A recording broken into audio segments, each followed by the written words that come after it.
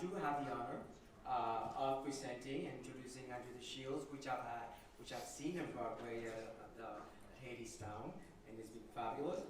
GMHC has honored the Shields with the 2023 Howard Ashman Award for his advocacy and activism for people living with and affected by HIV and AIDS, as well as LGBTQ plus communities. He identifies as an Afro-queer man and a long-term HIV survivor. GMHC also congratulates the Shields on being honored by the Drama League as he received the Distinguished Achievement in Musical Theater Award in May. So with that, I'll introduce Mr. DeShields.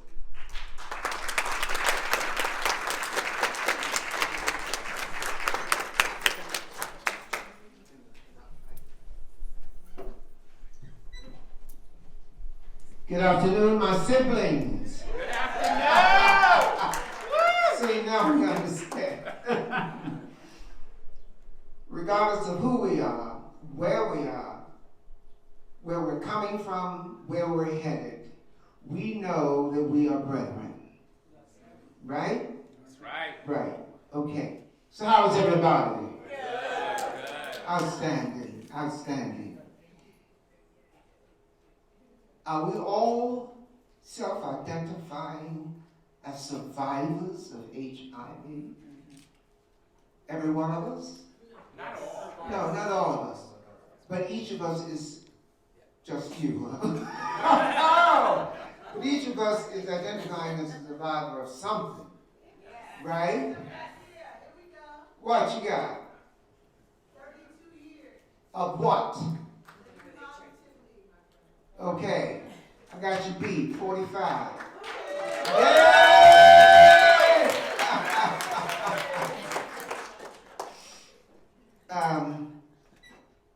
The point I'm simply trying to make is, I look out here and I see the multicultural diversity that these united plantations of America are still failing to achieve.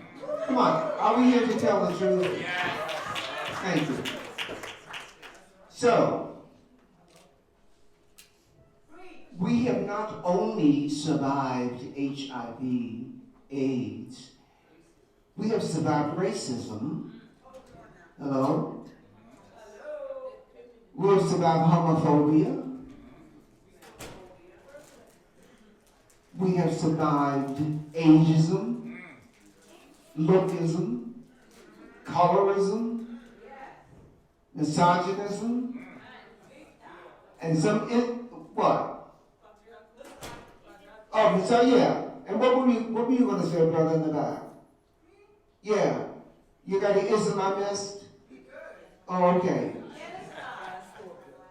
Transphobia. Okay. What's that? Patriarchal society and empower. Oh, see. She's trying to get anthropocentric on me. You catch my drift though. This aggregate of humanity here, we are surviving on a daily basis. And I say that because now there are those who are trying to not even allow us to thrive. But we're beyond that. We've survived so long that we're now on the threshold of prevailing. And that's what scares politicians like Ron DeSantis, who's trying to turn the clock back, who's trying to move in reverse. But we're not going to let that happen. I was diagnosed with HIV, I had a clinical diagnosis for HIV in 1991. But I knew in 1980, when I was touring with Ain't Misbehaving, and I was on the West Coast, we know our bodies better than anyone, even our primary care provider. We know our body's better than that individual. And I was preparing for a matinee. So, trying to be my beautiful self. I'm up in the mirror, right? I'm pulling the leather, I'm shaving, all that good stuff. And I start to see symmetrically around my face these tiny little nodules, so tiny I had to squint at them. And I thought, well, what's that? They weren't tender, they weren't red. I got to get to work. I went about my business. Long story short, they did begin to swell. They did become tender. They did turn red. I saw a doctor on the West Coast, 1980 now. We don't even have a description, a name for what? The gay plague. GRID, right? Gay-related immune deficiency, right? It's on them to work it out. We're going to go about our business. Oh, no. No. Maybe you're not infected, but everyone is affected. I think we know that now. So I go to a doctor. After so many examinations, the doctor says, you know, I can't figure out what this is. We are going to have to take a lymph node and do a biopsy. I said, no. I'm not going to allow you to cut me if you're just guessing. So, months later, we finished the tour. Now we're taking the show to Paris. I see a doctor there. Doctor has the same approach. We don't know what it is, so we're going to have to take a lymph node and do a biopsy. No, you can't cut me. If you're just guessing, right? I come home. This is now almost a year later, and everything has subsided. So I figure I'm cool, but I now know, Andre, these are the antibodies, understanding that they have to come to attention now. They have to be good soldiers, because there's some kind of foreign invasion happening in your body. You know how you have lived your life. Multiple choice, what do you think it is? It can only be one thing, right? So then one has to make a decision. And this was the first time in my adult life that I had a conversation with death. It's not a metaphor. You know, death knocks on the door. Just a minute. Hello. Come in. Oh, I see. Well, why don't we sit down and have a cup of tea? Let's talk about this. You want me to come with you. Well, what if I'm not ready? What if I have so many things on my to-do list? Right? Because I do have things to do. I have places to be. I have people to see. I have many roads to travel before I rest. Long story short, I persuaded death to knock on someone else's door. Go away, come back, and try again. That kind of thing. What I'm saying is, even during the time when HIV was assured death, we had to make a decision that it wasn't time for us to die. It wasn't time for me to die. I assisted in the dying of many friends. You know this story. The hardest time I had was having to call the parents of friends to explain to them that their beloved son had died. That was hard enough. But then to have to explain to them that their beloved son was homosexual. They could get over the dying, but they couldn't get over the gender assignation.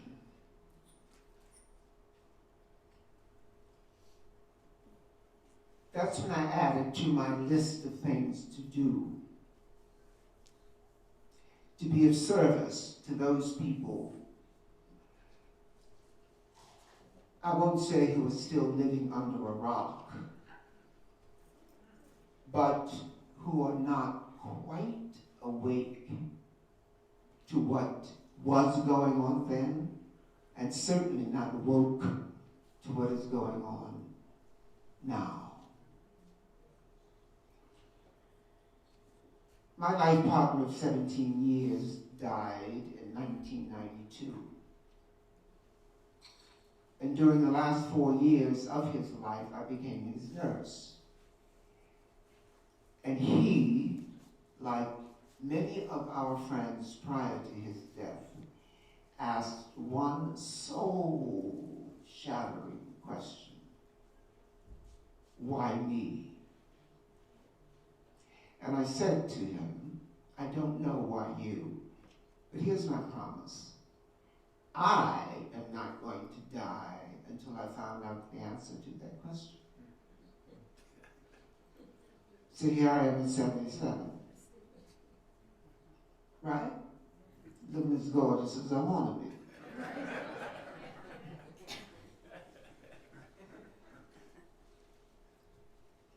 That's when I decided that what I would do for my strength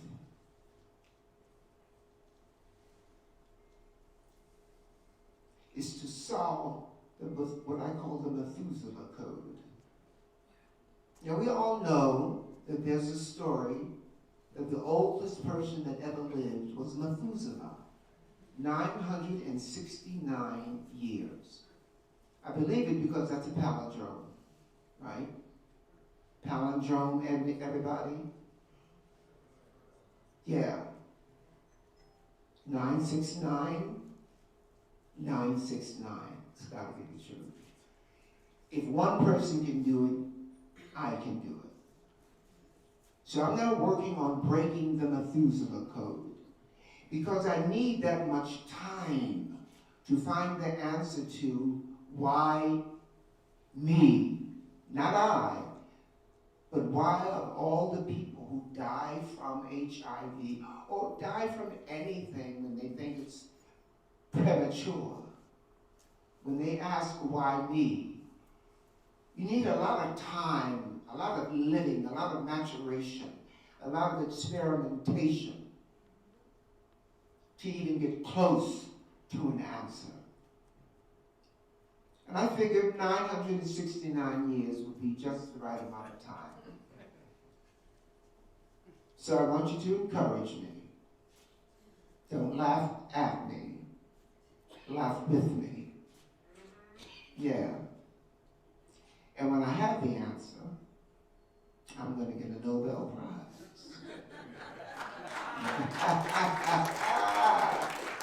Yeah. Yeah. Every one of us wakes up in the morning with a default consciousness. Anybody hip to a default consciousness?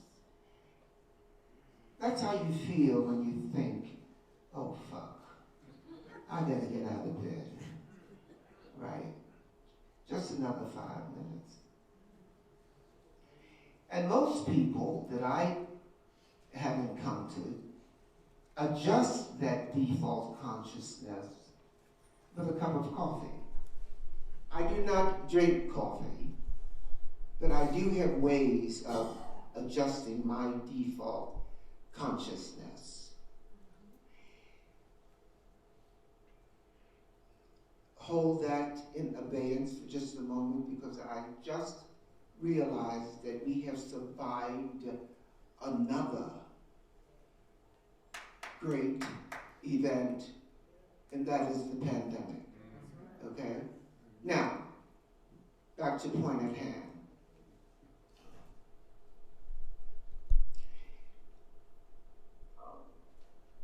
When we need to adjust that default consciousness, what we are actually doing is deciding how we're going to get through the next 24 hours of what usually is a humdrum day. Chores that we have to achieve, but not necessarily ones that we want to achieve. There's a song out now. It's on the R&B charts. I can't think of the young lady who sings it, but I bet you know what it is. She talks to herself about, even before she puts on her makeup, she says, "Good morning, gorgeous." You know that song? Who sings that song? Mary J. Blige. Okay? Now, I have to tell Mary J. to sit down. No, not because she isn't telling the truth, but because 35 years ago, I found this Chinese aphorism attributed to Anonymous. And what it said, and I have it, it's tattered, it has turned yellow, and it has been on different mirrors in my life all over the world. But what it says is,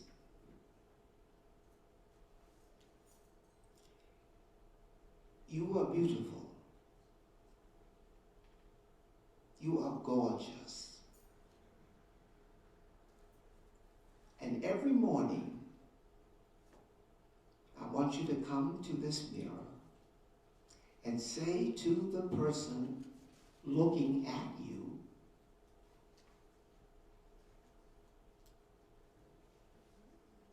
"I will never forsake you. I will always cherish you. I will do with you what the spring does to the cherry tree." That's the same thing as saying "Good morning, gorgeous." Because the spring causes the cherry tree to blossom, to flourish. And that is how I adjust my default consciousness. And I'd like to share it with all of you. If you can use that, don't think of it as silly. When you're missing your slippers, you're blind, and you finally get them on, and you shuffle to the bathroom. Just look. Look at that sad person in the mirror. Say, "Hey, gorgeous, I will always cherish you. I will never forsake you. I will do with you what the spring does to the cherry tree." And then you're ready. You're ready for whatever it is that encounters you when you close that door. On May 19th, I was fortunate enough to receive from the Drama League the award for Distinguished Achievement in Musical Theater. There was a time, thank you very much. I'm not asking for applause. I'm just trying to share with you evidence that when you make this contract with life, that you're going to live for 969 years, when you make this contract with life, that I am gorgeous, that I am worthy, that I am enough, when you make this contract with life, I'm going to be around to do the things not only that I must do, but the things that I want to do. It can't be done jokingly. You have to be serious. Because when death does come to visit you, death has no gender, people.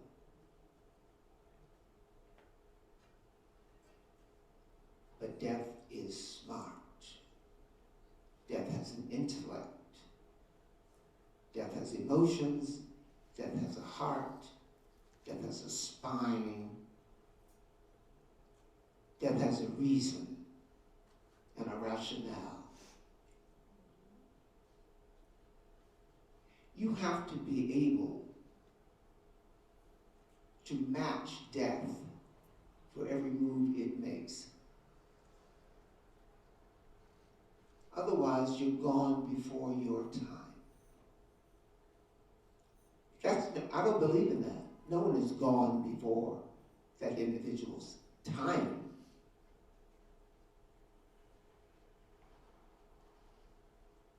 But if you're not absolutely aware, if you haven't moved, if you haven't adjusted that default consciousness seriously enough, you can be taken like that. And we don't want any of us to be taken like that. Yes, ma'am? 2 minutes. I just got started.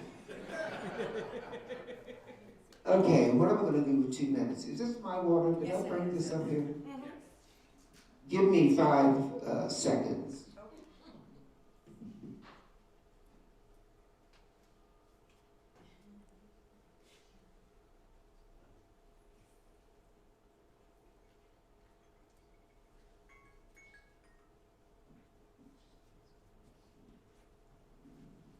So I'll take the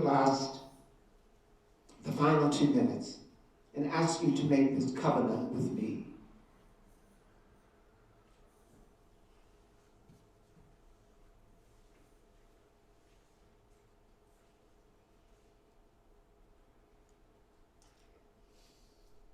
The colors of our lives are bountiful and bold.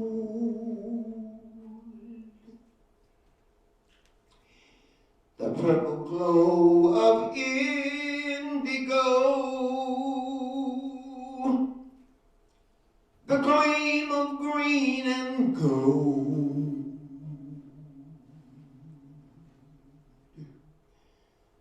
the splendor of a sunrise,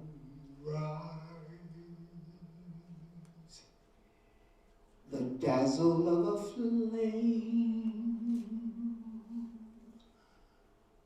the glory of a rainbow.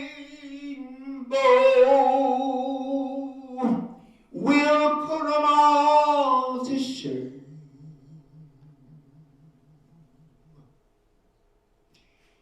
No quiet browns and grays.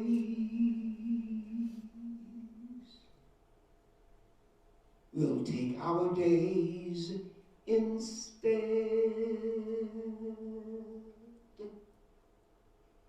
and fill them till they overflow with rose and cherry red.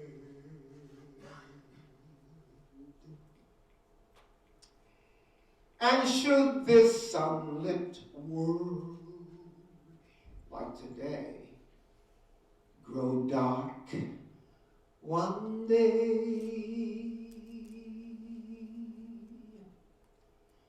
the colors of our lives will leave a shining light to show the